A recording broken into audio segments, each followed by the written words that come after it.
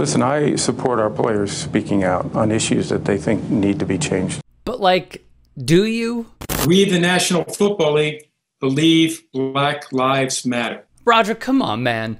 We respect our players. Raj, come on now, bud. There's nothing more important than the player health and safety.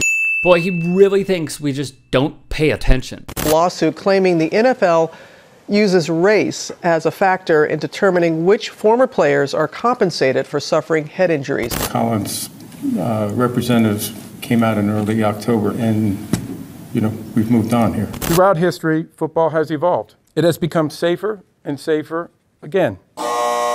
Something tells me he's lying. Like, maybe he's putting his workforce in harm's way. Breaking news from the NFL, the season officially getting longer. Oh yeah, that's right. The league added yet another game to the season. How do you make the game safer? You don't play. We want players to enjoy long and prosperous careers and healthy lives off the field.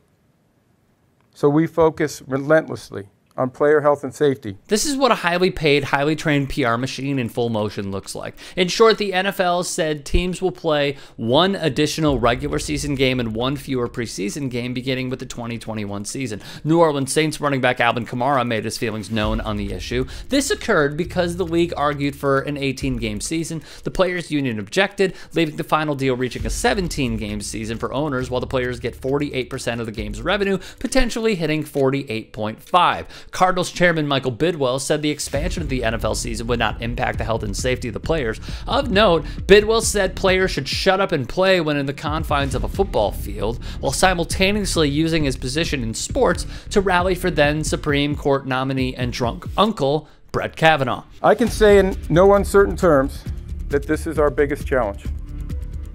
Changing the culture in a way that reduces the injury risk to the maximum possible extent, especially the risk of head injury. So look, Goodell can do the song and dance of how much he cares of player safety, but he doesn't. Recall Dr. Bennett Omalu, a Pittsburgh neuropathologist who found the first ever case of CTE in former Steeler Mike Webster's brain. Will Smith starred as Omalu, a man who holds multiple advanced degrees and certifications from top American medical schools in the movie Concussion. 3 years after examining Webster's brain, Omalu published his findings. It is a huge moment for the driving force, the science, to lead the way to a healthier and improved product.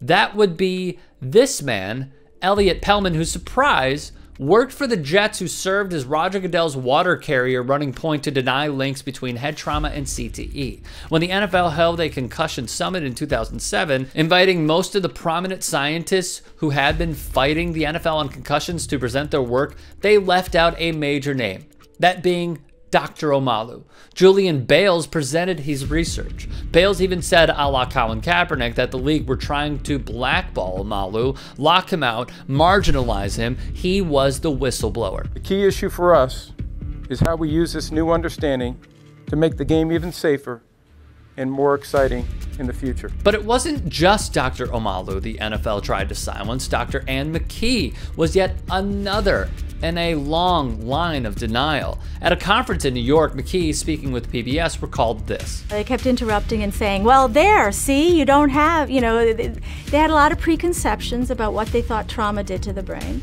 And in fact, one of the comments was, you have no evidence of any trauma. You've shown us this tau, but there's no trauma. And actually then I did show them that on the brain of Wally Hilgenberg, there were traumatic lesions. There were what we call contusions. They're indisputable evidence of trauma. As we've covered previously, the NFL committed $100 million to concussion research, but only funded one study in regards to CTE, that being the link between CTE and horse jockeys. Their handpicked star was an Australian researcher who once described American coverage of CTE as carry on and hoo-ha, and a British doctor whose concussion presentations sometimes have included flippant jokes and video of tumbling jockeys set to slapstick music. By undermining concussion science for so many years and by harassing and marginalizing the scientists whose research added to our understanding of the dangers of concussions, the NFL clearly showed how powerful business entities can threaten independent science, a particularly chilling phenomenon when the independent research is specifically intended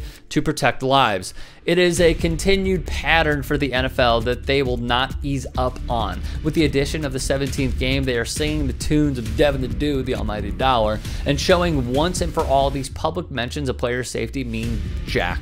The additional hits, meaningless. The dollars are what drives our business, and denying it is in the equation. If you'd like to hear more thought-provoking content like TYT Sports on Facebook and to help in my journey to keep